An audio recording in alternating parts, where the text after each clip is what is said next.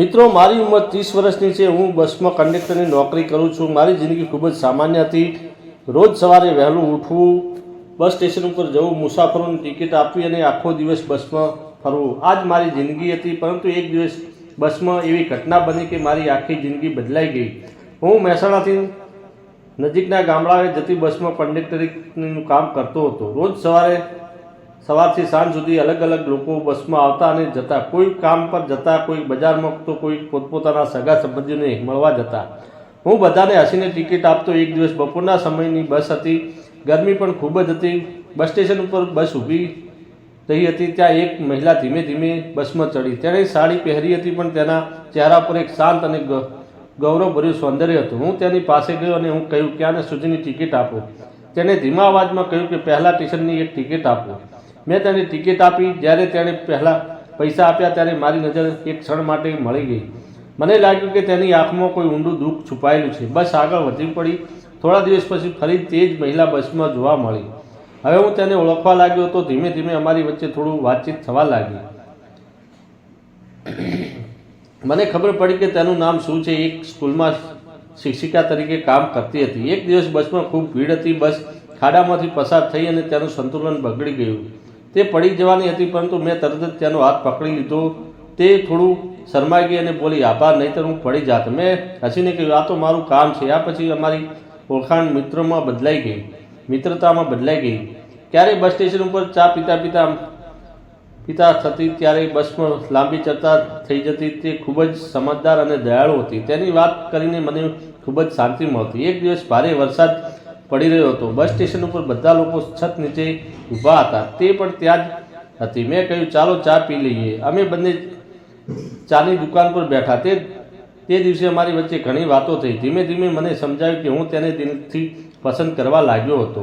એક દિવસ મેં હિંમત કરીને કહ્યું, શું હું તમને એક વાત કહી શકું છું? તેણે હસીને કહ્યું, હા, જરૂર કહો। મેં ધીમા અવાજમાં કહ્યું, મને લાગે છે કે તમે મારા જીવનમાં ખૂબ ખાસ બની ગયા છો। હું તમને પસંદ કરું છું। જો તમે ઈચ્છો તો આપણે લગ્ન વિશે વિચારીએ। મારી વાત સાંભળીને તે થોડા સમય માટે શાંત રહી ગઈ। તેના ચહેરા પર ગંભીરતા આવી ગઈ। થોડા ક્ષણ પછી તેણે ધીમા અવાજમાં કહ્યું કે તમે ખૂબ સારા માણસ છો, પરંતુ તમને એક વાત જણાવી દઉં। મેં કહ્યું કે કઈ વાત? તેણે ધીમેથી કહ્યું, હું વિધવા છું। હું થોડો આશ્ચર્યમાં પડી ગયો, પરંતુ મેં કહ્યું નહીં।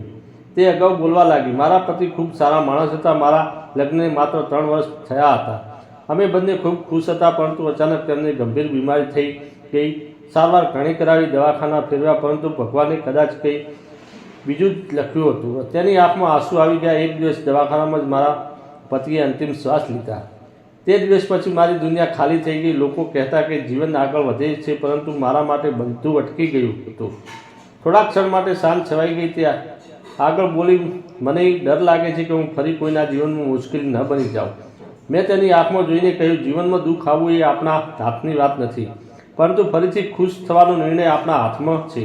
તે મારી તરફ જોઈને રહી હતી। મેં ધીમે ધીમે કહ્યું, તમારો ભૂતકાળ તમારા માટે દુઃખ હશે, પરંતુ મારા માટે તમે એક સમજદાર અને સારા દિલવાળી વ્યક્તિ, અને હું તમને એ જ રીતે સ્વીકારવા તૈયાર છું। તેની આંખોમાં ફરી આંસુ આવી ગયા, પરંતુ આ વખતે ખુશીના આંસુ હતા। તેણે ધીમેથી કહ્યું, શું તમે ખરેખર કોઈ વાંધો નથી? મેં સ્મિત કરીને કહ્યું, પ્રેમમાં વાંધો નથી હોતો, ફક્ત સ્વીકાર જ હોય છે। થોડા સમય પછી તેણે ધીમેથી કહ્યું, જો તમે ખરેખર મને સ્વીકારો છો તો મને પણ તમારી સાથે નવી જિંદગી શરૂ કરવામાં ખુશી થશે। તે ક્ષણે મને લાગ્યું કે ભગવાને મારી જિંદગીમાં સાચી ખુશી મોકલી છે। મારા પરિવારને વાત જણાવી। થોડા પ્રશ્નો થયા, પરંતુ અંતે બધાએ અમારી ખુશી જોઈને બધું સ્વીકારી લીધું।